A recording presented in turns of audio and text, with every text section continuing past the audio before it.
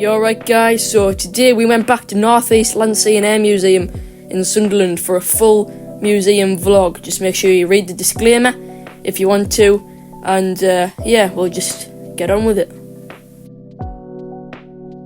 We started here with this Tornado F3, and it has an entire missile next to it, which is quite jarring. Here's Eva, clearly not obeying the rules, stupid dog.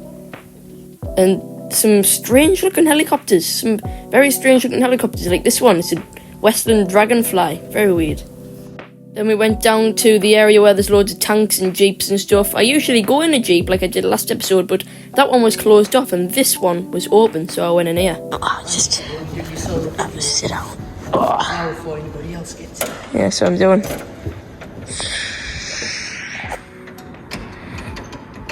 My car. This one's crap. Like that. Just took away everything. It's not the same.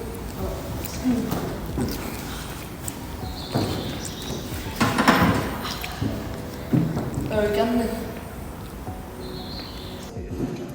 Oh no.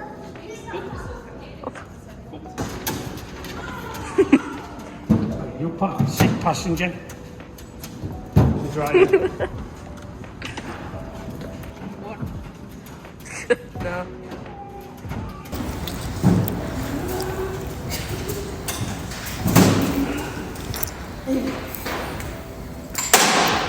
Oh, what's the off?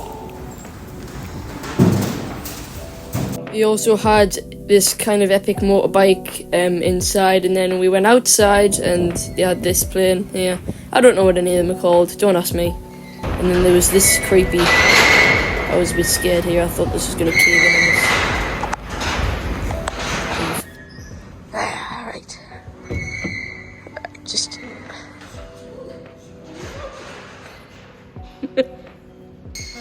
driving. It's got the destinations on there, right?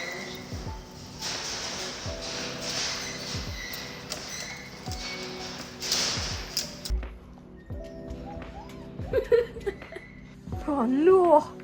I thought so the wall. Oh, that's lethal, that. Buses used to smell like this, didn't he? That's Really sick. He always used to smell like this, though, didn't he? Move the chair. Yeah, sit up. Like fudge. Right. Where are we going? Hang on, I don't want to sit this way. Let's move the chairs. Oh, you can sit on the couch. Sit on the couch next to the CRT telly and the DVD player. And you can change the seats over. This is another. You can just. That one's a bit better. That one's a bit stiff. If you come in here, that one's a bit stiff. And you can sit, and the stranger that sits in front of you, you can stare at them the entire time and not take your eyes off them. Here's you, the carriage. Here's Fever. Fever, going into here, and this is where you can drive it. Pardon.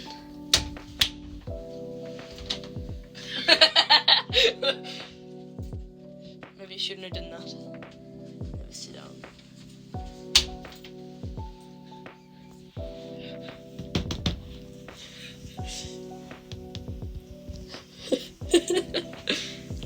You got the wheel there. Spin that around. I don't know what that's supposed to do.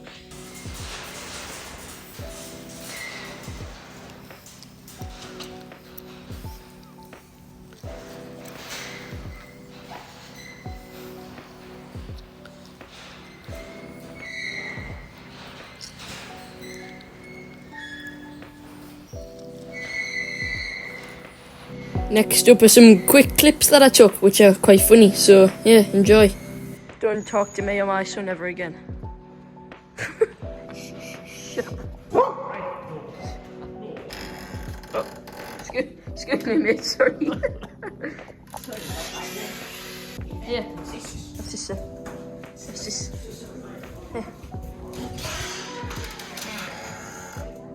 Yeah. Tin of salmon. It's in the USA. That. Yeah. HB beans.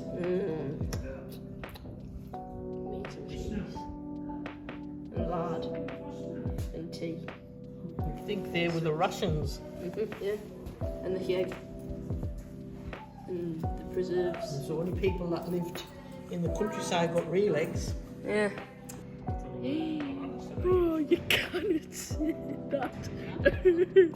And here we're going to be revisiting an old friend, the Shorts 330, which has had a few changes since the last time we came in, so let's have a look. Let's go in. I don't know if Eva's coming up with us. I think she was a bit too much of a wimp, as you can see here. Come on.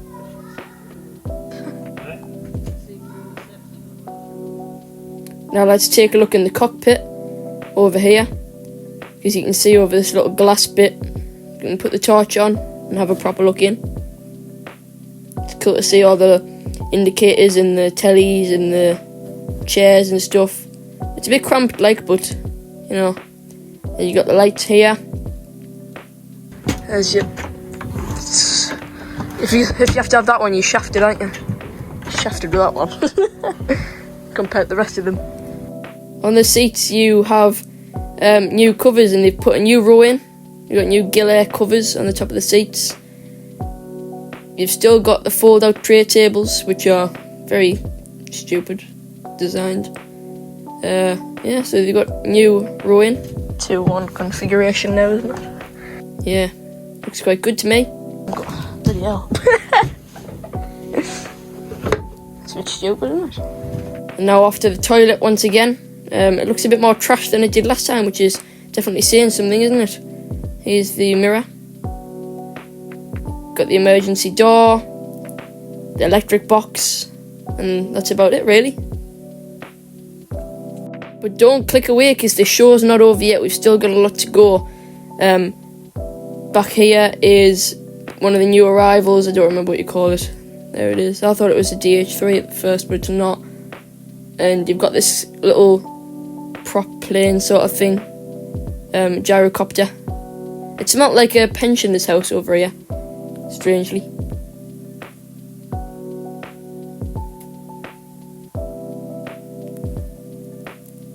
You've got this cool case of stuff here, and you've got the Comet here, and a model of the Comet, which is quite cool. Yeah, that's clever, that you can see it and everything. That's probably good. Look at that. I want one of them for my room. Good, that. There's the cargo hold on the Gilla Shorts 330. You would turn that and open that. Well, at least I think that's the cargo hold. I don't know. I'm not a plane. Looks good. And there's the back of the. That looks a bit shabby, doesn't it? Let's sit down. These ones aren't as comfortable as the ones that are in there. They're a lot cleaner, actually. With the little buttons on the side and everything, that's good. It's a bit far forward, like. What's this for? I don't think you'll touch it. That's 4 together. What would that be from? That's been in slow-mo this entire time. This is the simulator for the Beechcraft. The engines are being started. You sort of taxi it to the runway. They said that they got this donated and they couldn't get the software to work or something like that. And you sort of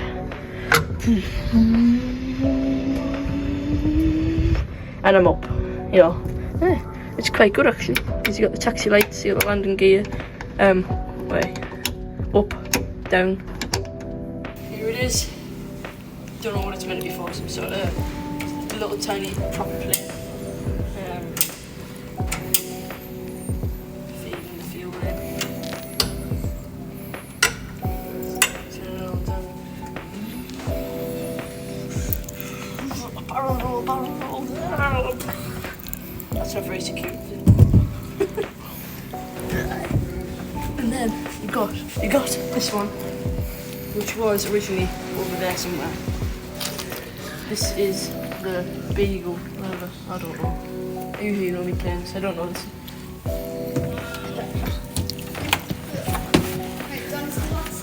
So you got this one.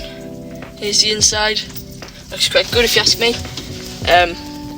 You got the conjoined things. So you got who's doing it? It's a ghost. Ooh. And the rudder controls work. Yeah. And you probably could open the window at some point. Yeah, there you go.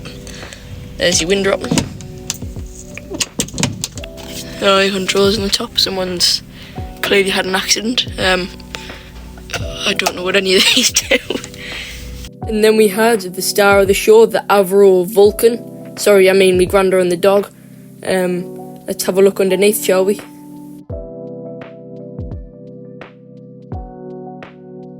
So you've got the dog, you've got the gears. That's where the gears go. That's quite cool, isn't it? And here's the actual size of the gears compared to my tiny hands.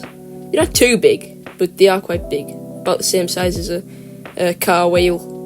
Here's the nose gear and the underside of, well, where the gears go in there. And in front of that you have, no, there's the back of it. In front of that you have where you get in the cockpit, because I've been in before, you can go in. And there's Nana, who doesn't like to be on camera. And then along to this, which is an old Hawker Siddeley Trident 1C, which originally flew for BEA and later British Airways, and was a firefighting trainer at Teesside Airport. Here it is, GRPO Trident 1C, 1950s airliner. Beautiful. That's actually a picture of it, flying for BEA. It never actually had this northeast livery apparently, and here's my granddad going up the stairs because he saw someone go in, one of the volunteers, who was actually a really nice guy, as you'll get to see later. But obviously he says, Shy Ben's getting out, so he just goes in and asks if he can go in. And turns out it was okay for us to go in, so here's me with my awful filming skills, climbing up the stairs, zoomed in 10 times. I realised that about now, touching the side of the plane like I'm actually going on holiday.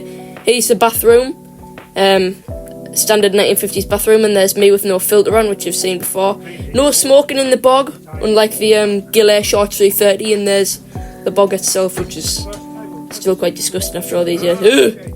Here's the cockpit, which compared to modern planes from nowadays is quite mind-boggling. Here's a map. And look at all the switches and the controls, and they actually had to have 3 people, sometimes even 4 people, in the cockpit at the same time, where now you can easily fly on one. Planes in a 3-3 configuration, and back here is actually the first class lounge with the tables, and you can actually sit backwards, which I would hate, going 500 mile an hour on a plane to be sat backwards. But yeah, here's the standard economy class, and there's a telly there for people presumably going in and learning about it. And here we have the display cabinet, so let's listen. So it used to be firefighter trainer at Teesside Airport. So every day for 2 decades it was filled with smoke and mannequins, and firefighters came on to rescue them. So you can see it coming up the road. There was a big restoration effort to... So it wasn't always the same paint job on it? No, in fact, when it was flying, it never had this yellow paint job.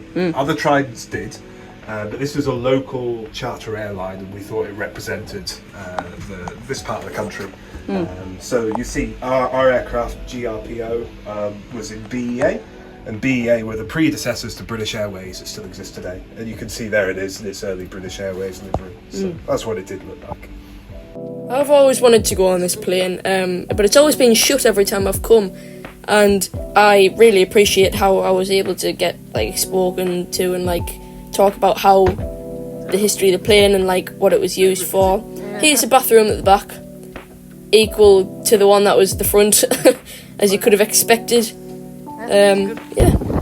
So here's me coming down the stairs, being on holiday and come back. And there's the dog. So if you enjoyed this revisit to North East Land Sea and Air Museum and this vlog as a whole, make sure to let me know in the comments down below, and also by leaving a like and maybe subscribing, because that would help me out. And yeah, tune in next week for next week's video. It won't be a vlog, And let me know also in the comments where you want me to go next. Any museums, anywhere in sort of the northeast area, Newcastle, Sunderland, like sort of Durham area. Let me know if there's any good places to go. And don't say your house, because I'm not going there. Thank you for watching. Bye.